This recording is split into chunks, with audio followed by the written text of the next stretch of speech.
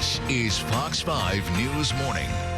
Well, the Women's March on Washington on the day after Inauguration Day last year brought a tidal wave of people to the nation's capital. And it was just one of many massive marches around the country and around the world that day. Tomorrow, more big crowds are expected at anniversary marches. The major one will be in Las Vegas in the United States, but marches are planned in about 250 other cities across the nation, including right here in the district. And joining us this morning from the March on D.C., we have the media organizer, Emily Patton. Good morning. Good morning. Happy that you're here. Along with Cain Turner, and Cain is the coordinator of all the volunteers for tomorrow's D.C. March. Cain, good morning. Good morning. Okay, so let's just address the elephant in the room right now. A man involved in a very high position in the Women's March. Genius. Tell me about your role and what is it like for you to be on the forefront of this movement? Well, I've been so lucky to be involved. Thank you for having us here today. I really am so glad to be involved and to be supporting women at this level.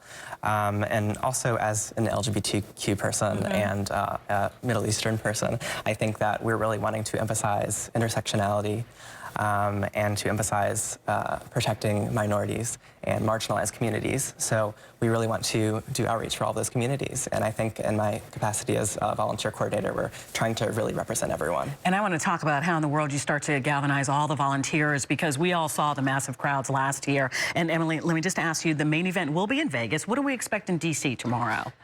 We expect a pretty amazing group of speakers to come and help educate the public on a variety of different topics, including women's equality, racial equality, LGBTQIA+ rights, as well as immigrant rights. And at 10 a.m. we will have a all-female drumming group, Patala, come and play. And then at 11 a.m. we will kick off with a rally that'll last for about 2 hours. And then at 1 o'clock we will be doing the march to the White House. And this year there's a real emphasis on the polls, and in fact it is called March on the Polls. Why and what do you hope to accomplish with this specific drive? Well, I think we know that when you start engaging people, and especially engaging the community, you can encourage them to vote. And that's how we get progressive policies enacted that really help change the community for the better.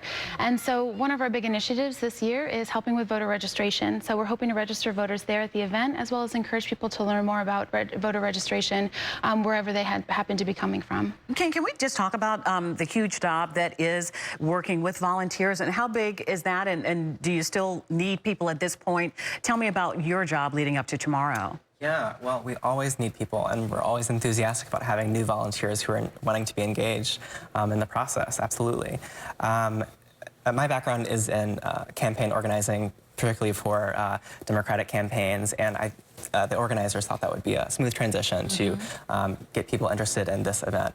And people just are quite enthusiastic, particularly coming off of the blue wave in Virginia and other states in 2017. So let's talk about that, because we've talked about the Democratic Party here, and there is the criticism that the movement sort of embraces liberal women and excludes conservative women. There was conversation about the pro-life women not necessarily being welcomed the last time around. Can you speak to that? Yeah, absolutely. Well, everyone is welcome at the march. And like I said, I would really encourage people to take this as a learning experience, and that we are trying to create a movement that welcomes a wide variety of people. So when you look out into the audience, you're seeing what America really looks like. We definitely support pro-choice policies and legislation, and that's very important to us, because women can't have full equality until we have full autonomy over our bodies and our decisions. But we welcome for people to come and to learn more about a wide variety of topics, as I discussed earlier, and to really just sort of learn more about the community. And let me ask this question. I'm a little bit too young for the civil rights movement, but born like right after that. And the goal in the 60s led to real legislation. It led to the voting rights in 65, equal rights as far as the Civil Rights Act in 64. What is the ultimate goal of this movement? I know that's a big question, but I'm just saying it led to something. We saw real change. We saw desegregation. We saw voting rights upheld. What is the real goal here, and what are you hoping for in the long run? I think what we're hoping for in the long run is to see more women in office. I think you're also seeing women coming out to be vocal and to be listened to and heard about a variety of issues. The Me Too movement, for example, the Time's Up.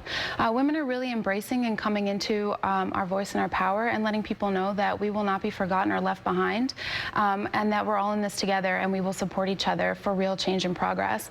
Change and progress for immigrant rights, to support our brothers and sisters in the LGBTQIA community, to promote racial justice especially as well, and to provide support for those in our most marginalized communities, especially here in the district. Emily, thank you very much. Cain, thank you very much. I wish you good luck tomorrow, and thanks for coming to spend some time with us. I know you must be very busy. So, Tucker, over to you.